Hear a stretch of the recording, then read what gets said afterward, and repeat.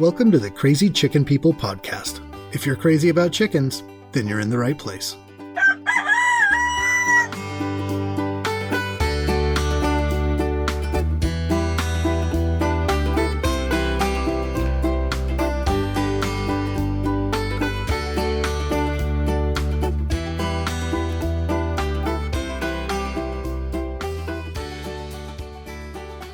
What's going on, chicken lovers? Welcome back to the Crazy Chicken People podcast. Thank you very much for joining me again today. Before I get started, I just wanted to say, if you listened to last week's episode and you're listening again today, thank you for that, because I was pretty sick last week and I felt like I sounded terrible. It sounded terrible to me. So thanks for putting up with that. Did have a minor cold, but over that now. With that out of the way, in today's episode, we're going to be talking about some of the common parasites that your chickens might get, including mites, lice, and worms. We'll take a look at some of the things you can do to help keep them away from your coop, as well as options to treat them with both natural and manufactured remedies.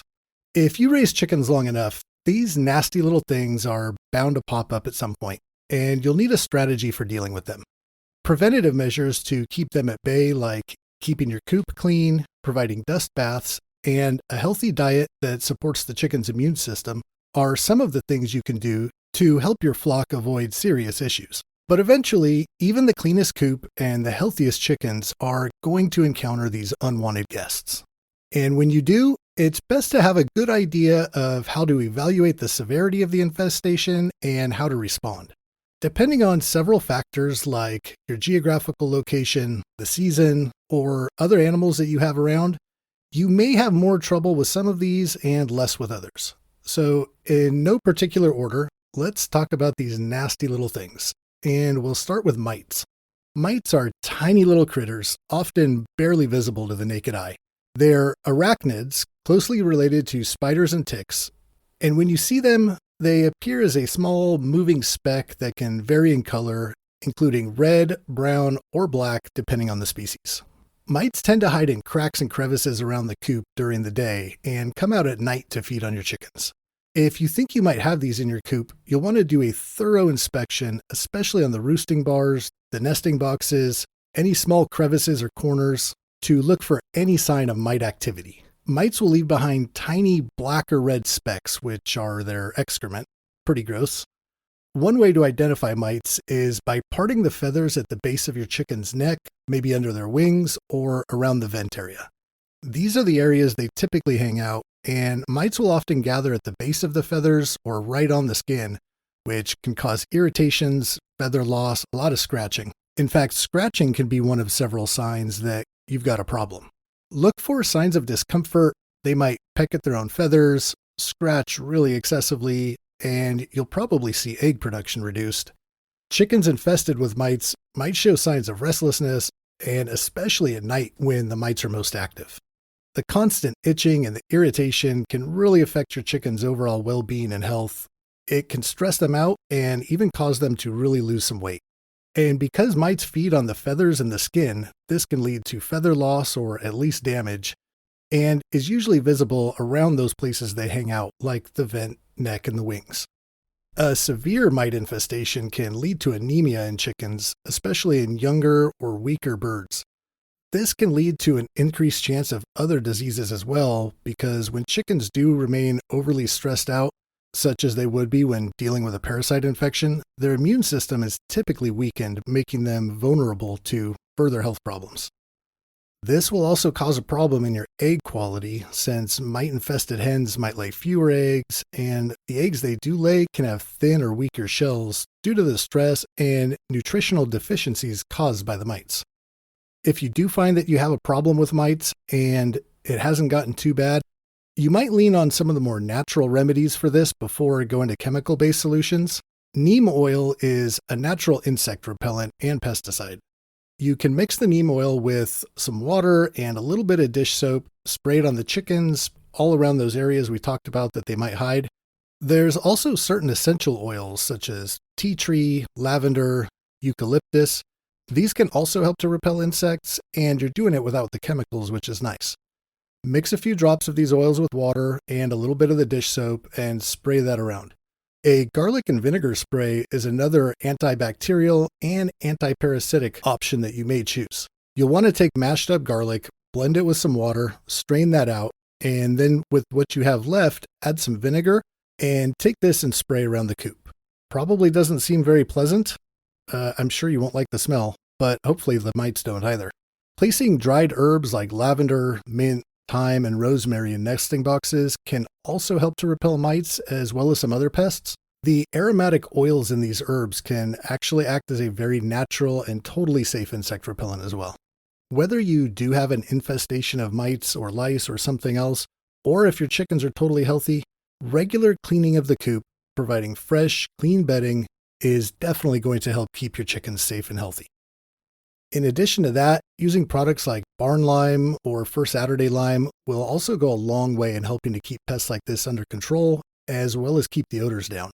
I still haven't tried the First Saturday lime myself. I'd really like to hear from somebody that does and why they recommend it over barn lime, but so far I'm sticking with the barn lime and it's been working pretty well.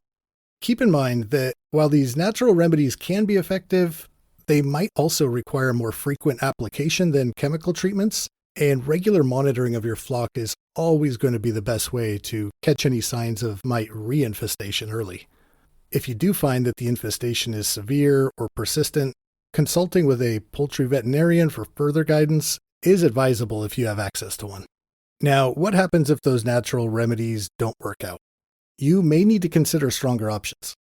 There are poultry-friendly insecticides available that are specifically designed to control mites. These products are stronger than natural remedies and can effectively eliminate a mite infestation. Just make sure you always choose a product that is labeled as safe for poultry and follow the instructions provided on the label. Ivermectin is an antiparasitic medicine that can be prescribed by a vet for treating mites in chickens.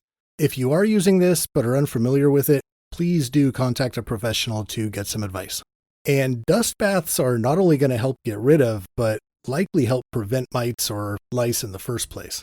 In addition to these, you can also use commercial pest control powders specifically formulated for poultry. These usually contain a stronger insecticide and can be used in dust baths for chickens to dust themselves off, and hopefully ridding themselves of the mites. Next on the list is something just as nasty, and those are lice. These are small wingless insects that live among the feathers and feed on the skin and scales of chickens. They're flat, ranging in color from white to light brown, and are usually pretty easily seen with just the naked eye. They move pretty slowly and spend most of their time on the feathers and the skin of the chicken, so spotting them on the surface should be easy. Most commonly, chickens end up getting lice because they've been in contact with another infested bird. That might be a new addition to the coop, or even a wild bird that has just flown in and dropped off some unwanted guests. This is one of the many reasons that biosecurity and keeping new birds temporarily quarantined is so important. But as I mentioned, lice can also be introduced to your flock by wild animals that come through, which is another reason to keep your coop and run as tightly protected as possible. While lice can cause discomfort, irritation, feather damage, they're not known to transmit any diseases to chickens. However, a heavy infestation can lead to anemia in older chickens or those with existing health problems. A chicken infested with lice will often scratch or preen excessively, trying to relieve some of the itching caused by these nasty things. They may also have difficulty sleeping, constantly moving around and just trying to get comfortable while all of that stuff is going on under their feathers. Treating for lice is pretty much the same thing as treating for mites. The same natural remedies or stronger alternatives being meant to kill both of these pests. Because lice are pretty easily visible, you may also be able to remove a light infestation using just a fine-tooth comb. If you gently spread the feathers around the vent or the other areas that they hang out, use a comb to get through the base of the feathers. If lice are present, you may see them on the comb or at least see their movement. If your chickens actually sit there calmly and allow you to do this, you've got some really well-behaved chickens, because mine definitely do not. Okay, next enemy on the list is worms.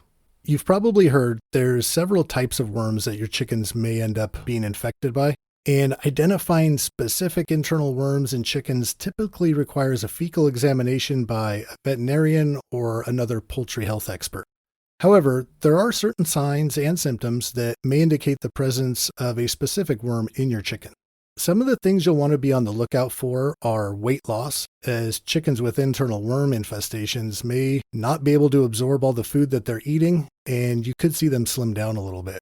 A young chicken that's been infested may show signs of stunted growth, and your regular laying hens might experience a decline in egg production since so much of their nutrient supply is being taken up by the parasite. Infested chickens can appear weak, lethargic, just generally not acting themselves. Keep an eye out for diarrhea, especially if you notice any mucus or blood in it. This could indicate a severe infestation. And like with so many other problems chickens have, their comb and wattles could be a great indicator of something being wrong. If you notice them looking pale, there's a pretty good chance that they've got a blood-feeding worm inside of them.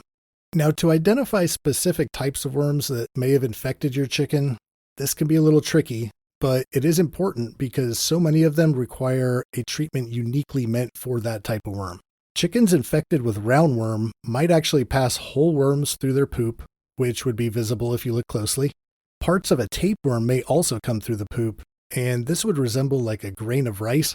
You might see it either in their poop or right around the vent area. Birds infected with gapeworms might exhibit respiratory distress. You could see them gasping for air or shaking their heads. Gapeworms can even be visibly seen through the throat down in the windpipe on a chicken that has succumbed to them. Cecal worms can cause bloody droppings in severe infestations. These can be a real problem since they live inside the chickens and pass their eggs out along with the poop. The eggs can survive in the soil for up to a couple of weeks, where they're often re-ingested by chickens or by other insects that your chickens eventually eat. These are all things that should be on your radar and that you're looking out for as you spend time around your chicken coop and are cleaning it up. If you do notice some of these problems, there's a pretty good chance that you've got some worms in your flock. But the most accurate way to identify internal worms and the specific type that you're having an issue with is a fecal examination conducted by a veterinarian. Now, if you do observe any of these general signs, it's important to start a treatment plan quickly or seek veterinary assistance if you choose to go that route. A veterinarian will be able to make a proper diagnosis and recommend the appropriate treatment, as well as advise on a deworming schedule tailored to your flock's specific needs. Remember that early detection and proper treatment are crucial for managing worm infestations and maintaining the health of your chickens. A few things that you can do to reduce the chance of worms in your flock include keep feeders off the ground so that feces doesn't get in there, avoid overcrowding your coop, and keep wild animals from accessing your chicken space. Something you can try is crushed garlic cloves with some apple cider vinegar mixed in the water. This is known to help keep chickens clear of worms, and while this can be a good preventative measure, I wouldn't lean on it solely for getting rid of any of the worms. There is other foods known to naturally keep worms at bay with chickens, including ginger, cloves, carrots, coconut water, and honey. Honey's pretty expensive. I don't know if I'm feeding my chickens any honey. But if you have a bad infestation and are past the stage of early treatment, and it does become more important to treat the issue more aggressively, I would recommend getting a test done to identify exactly what type of worm you're dealing with. There's a lot of different medications available, and even though some of them target multiple types of worms, it's important that you do give something that's going to kill the parasite you're dealing with. Medicating your chicken with something that it doesn't need can be a little dangerous. There's a lot of these different treatment options available, and I feel like it's a lot of information to just spew out in a podcast. So I'll provide some links in the show notes. That way you can take a look, and if you know that your flock is susceptible to a certain type of worm, maybe because of where you live or just what you've heard from your neighbors, you can go and take a look at some of the options for that one specifically. In addition to keeping your coop and run clean, you might also try some of the natural deterrents like the lime that we talked about, herbs. Whatever you do put in there, just make sure it's a food-grade safe product. There are some lime products out there that are absolutely not meant to be used like this. We've talked about dust baths before. These continue to be very important, especially when we're talking about parasites. And if you have a good mix of, could be diatomaceous earth, sand, dirt, wood ash, this is really going to help your chickens stay clean and feel comfortable. Again, with the DE, you do want to make sure you're using a food grade product. There is another type of diatomaceous earth out there that is meant for other applications that you do not want to put in with your chickens. And keeping your birds on a regular, healthy, balanced diet is going to help them keep their immune system strong and better be able to fight these things off when they pop up. And you definitely want to keep up on your regular health checks.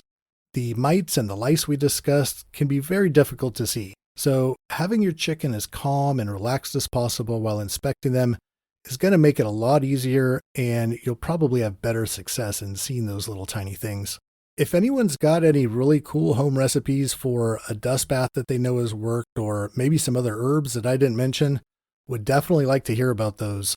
I'm always looking to know other options that I may need to use sometime, so would definitely appreciate some feedback that could be shared out with others. That's all I've got for this week.